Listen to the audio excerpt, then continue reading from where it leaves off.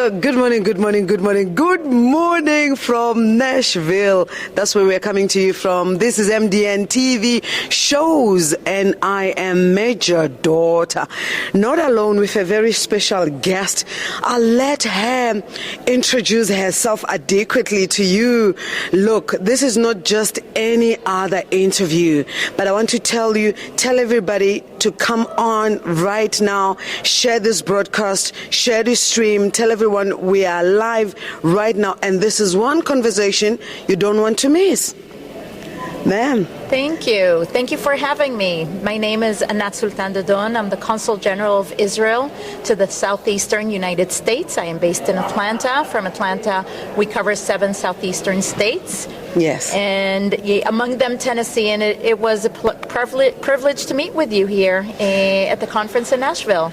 And thank you for saying yes. Look, let's start from the breakfast that NRB hosted yesterday in honor of Israel. You gave a speech there, a very terrific speech that left all of us with so many questions than answers. What inspired that? Israel is going through one of the most difficult periods in time that we have ever gone through.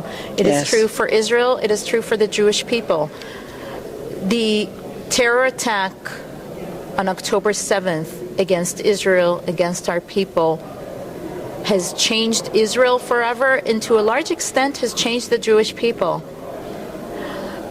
Not only are we still living through the aftermath of the horrific massacre against 1,200 innocent people on that day. Yes. We know that we have still 134 hostages who remain in captivity in Gaza. And we are seeing not only the attack on Israel, not only the need to fight this terror organization that we are fighting in Gaza, but we are seeing all around the world a very significant spike in anti-Semitism. We are seeing Jews being attacked, being bullied, being targeted here in the United States as well, on college and university campuses. And October 7th must be a wake-up call, not just for Israel, but for the entire world, because we are fighting a fight on the ground. We are fighting a terror organization that proudly states that their goal is the destruction of the state of Israel and of the Jewish people. But we are really on the front line of fighting the radical Islamist ideology that is a threat to the entire free world. It is a threat to everyone who stands for the values of humanity, of life, of freedom, in the face of those who are glorifying death. There's something you said yesterday that struck me. You said the fight that you're fighting is not Israel's fight. Whose fight is it then? Who are you fighting on behalf? What do you really mean by that? What I mean when I say this is not just Israel's fight is that all of us in the free world, all of us who believe in life, in democracy, in freedom, this is our fight, because it is not just Israel that is the enemy of this radical Islamist ideology. Hamas is fighting us, but Hamas is the proxy of the Iranian Ayatollah regime. And their enemy is not just Israel. They chant death to Israel, they chant death to America. To them, they want to see a different world order, one of radical Islam. Jews are the enemy, Christians are the enemy, and anyone who stands for the values that we believe in. That is their enemy, and that is why this is not just our fight. How do you make the world understand, especially those who stand on the other side, who say we are pro-Palestine? We stand with Palestine because you are settlers here, you are illegal occupiers of the land. In fact, there wouldn't have been 7 days in October or the 7th of October if you were not illegally occupying the land. What have you got to say about this? And can you educate our viewers and listeners? Are you settlers? Are you illegal occupiers? Is the fight a fight for the land? Where does this stem from? The 7 days, I call it 7 days in October, because 7 days in October will never be the same again in any other day. So thank you for this. I think that there are a lot of lies and misinformation that is being deliberately spread all around the world. Yes. The State of Israel, the modern State of Israel, was established in 1948 in our ancient homeland. Our ties to our historic homeland, the land of Israel, the Jewish people's homeland, dates back thousands of years. Jerusalem has been the heart of the Jewish people for millennia, for thousands of years. There has always been a Jewish presence that remained in the land of Israel despite persecutions, despite exile, despite efforts to destroy us. And the State of Israel, the Zionist dream, which is for self-determination of the Jewish people in our ancient homeland. The State of Israel is the realization of that dream. Yes. That finally allowed for the Jewish people to reconvene in our ancient homeland, in our ancestral homeland from all corners of the world. My father's family immigrated to Israel from Egypt. My mother's family immigrated to Israel from Iran. My husband's family immigrated to Israel from Morocco. From so many different countries, we were finally able to go back home, to reconvene in our ancient homeland.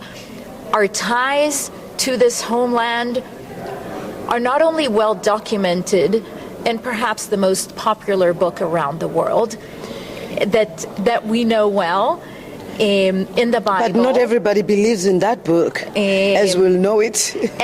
We know that archaeology Yes. shows our ties to our ancient homeland. But the fact that we are finally able to have as the Jewish people self-determination in our ancient homeland does not mean that we do not recognize that there is also an Arab population. Yes. And that is why in 1947, when the United Nations presented the partition plan, which was a plan to allow for a Jewish state alongside an Arab state in this land, that is why the Jewish population accepted the partition plan, because we accepted reality on the ground. The Arab population in the entire Arab world rejected this plan. And since 1947 and to date, there have been so many offers on the table that could have allowed for Palestinian self-determination. Unfortunately, there has not yet been a Palestinian leader that was willing and interested in seeking self-determination for the Palestinian people if it meant accepting that Palestinian self-determination would be alongside the Jewish state. And might I add, if you don't mind me interrupting, South Africa was one of the nations that voted for that. South Africa was one of the nations that voted for Israel to have their own state and land. I think about South Africa once voted for Israel to have their own land. We are very saddened to see South Africa choosing to serve as the legal arm of the Hamas terror organization at the International Court of Justice. Hamas is not only a recognized terror organization, their charter is clear. Their charter clearly states that their goal is the destruction of the State of Israel. But October 7th showed not only to Israel, but to the world what this organization is about. They slaughtered babies, women, children, men, the elderly. They raped and mutilated and burned alive innocent people. They brutally kidnapped babies, children, women, men, the elderly, Holocaust survivors who went through hell on earth, met hell in the form of Hamas. To represent them, to give a voice to them, that is standing on the wrong side of history and on the wrong side of humanity.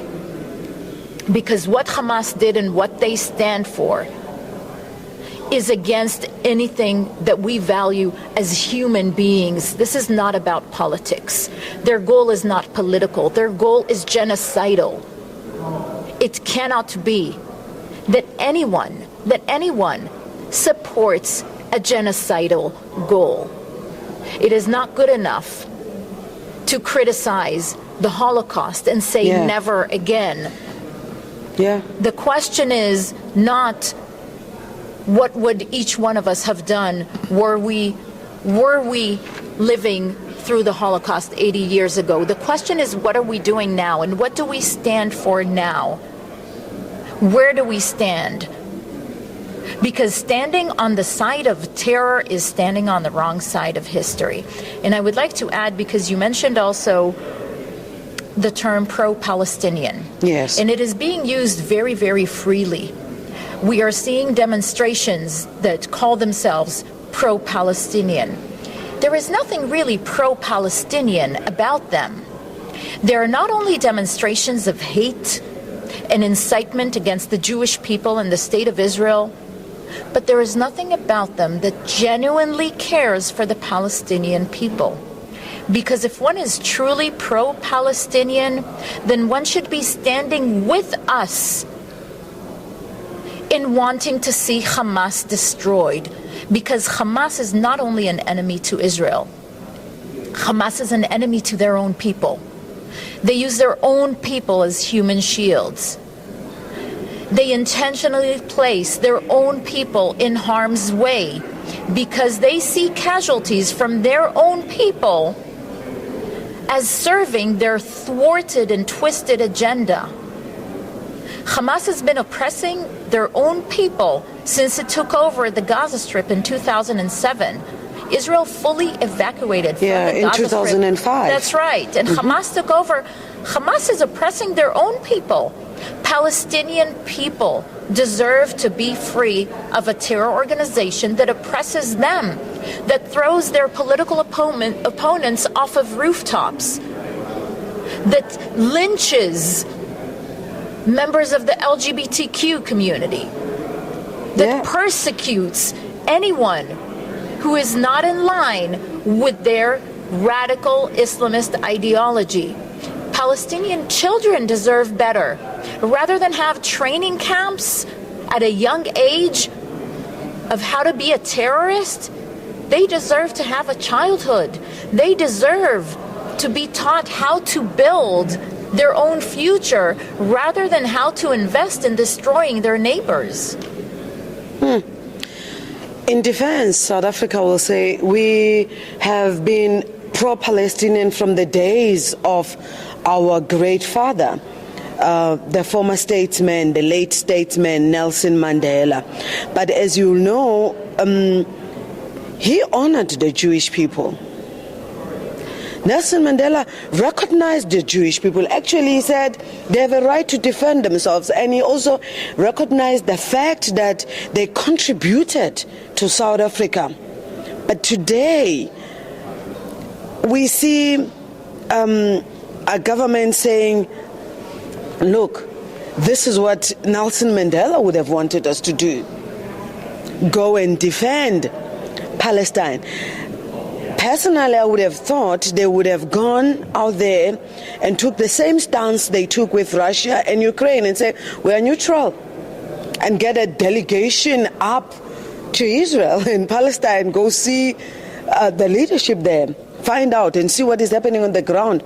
But we see none of that happening. Unfortunately, what we are seeing is a different treatment of the State of Israel than any other country would be receiving. Israel was attacked by a genocidal terror organization who make no secret of their goals. They not only committed crimes against humanity and atrocities on October 7th, but they proudly state that they will commit October 7th again and again and again. No country in the world would stand by and allow for that to happen. No country. Israel has the duty, the responsibility to ensure the safety of our country and of our people. And that is what we are now doing in Gaza. There are many calls for a ceasefire. There could be a ceasefire today. The calls for a ceasefire should be directed at the terror organization who started this war and needs to unconditionally surrender. If they unconditionally surrender, lay down their weapons, and release all of the hostages, there could be a ceasefire today. That is what South Africa should be calling for. That is what the world should be calling for. Being pro-Palestinian, there is no contradiction in that. There should be no contradiction, but being pro-Palestinian cannot mean being pro-terror. And that's the difficult part. Yesterday we had an opportunity to attend a screening where we saw raw footage that is probably changing today the definition of genocide. And my question will be, who is redefining genocide today?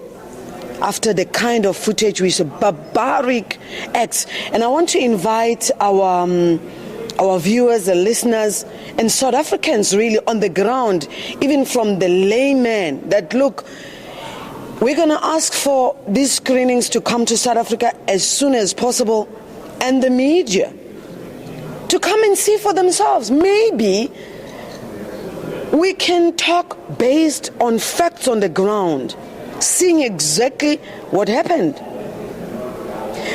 But the bigger question still remains, or the million-dollar question still is, who is redefining genocide?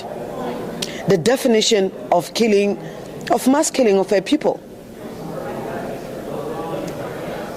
I think that we are clearly seeing it in the actions of Hamas, in the declarations of Hamas, in the statements by their leaders, in Hamas's charter, in the statements being made by those who are funding, equipping, training, and guiding Hamas, which is Iran, a terror state that is fomenting terror in the region and destabilizing not only the region, but more globally. October 7th was a genocidal terror attack. Their declared goal is the destruction of the State of Israel and of the Jewish people. And we are seeing these demonstrations of hate supporting genocide all around the world. The world should be standing up against this, not promoting this, not tolerating or condoning this genocidal terror, and certainly not blaming Israel for defending itself. Because when they seek to wipe us off of the map, we will not be wiped out. And no country would sit back without defending itself. You said yesterday at the Israeli breakfast that the time has come for Palestinian leadership to tell their people the truth. What do you mean by that? What does this truth really look like or sound like? Let this come to us as South Africans also, so that maybe that's also a truth we may need to hear. Anat? We are hearing all around us these calls, from the river to the sea, Palestine will be free. This means literally no state of Israel. This has been the narrative that Palestinian leadership has been promoting to their people since the establishment of the State of Israel. This has to stop. The Palestinian people need to be told the truth. That if they seek self-determination, if they want to see their own Palestinian entity, it will never happen if that comes at the cost of the existence of the State of Israel. The State of Israel is here to stay, and they will have to accept that if they want self-determination. And we need to see Palestinian leadership begin to tell the truth to their people. And we don't see it happening from Palestinian leadership, and we don't see it happening in the international community. We see other countries in the international community who are supporting this false narrative, who are supporting this genocidal narrative. The time has come for the world to tell the Palestinians the State of Israel is here to stay. You need to start investing in your own future rather than investing in the destruction of the State of Israel. This has got to stop. And they can be investing in their own future. Billions of dollars have been flowing in from so many in the international community. Yes. The Palestinians are receiving these funds, and their leadership in Gaza, the Hamas terror organization, which is the ruler of Gaza, is taking these funds, and rather than investing it in the future of their people, investing it in building what could be a heaven in Gaza, they are investing it in lining their own pockets. Hamas leaders are billionaires. And in the terror infrastructure, in the terror tunnels, in weapons. They are investing it in death and destruction rather than in building a future for their people. The Palestinian people deserve better than such leadership. We are at the tail end of this conversation. I want you to take this time to look on that camera and talk to our people, talk to South Africans, talk to our leaders. What message or what word would you have for them at this stage, right now? How many hostages are still kept there? I thought ICJ had said the hostages should be released immediately. We have currently 134 hostages still in Hamas captivity in Gaza. For them, October 7th is not over.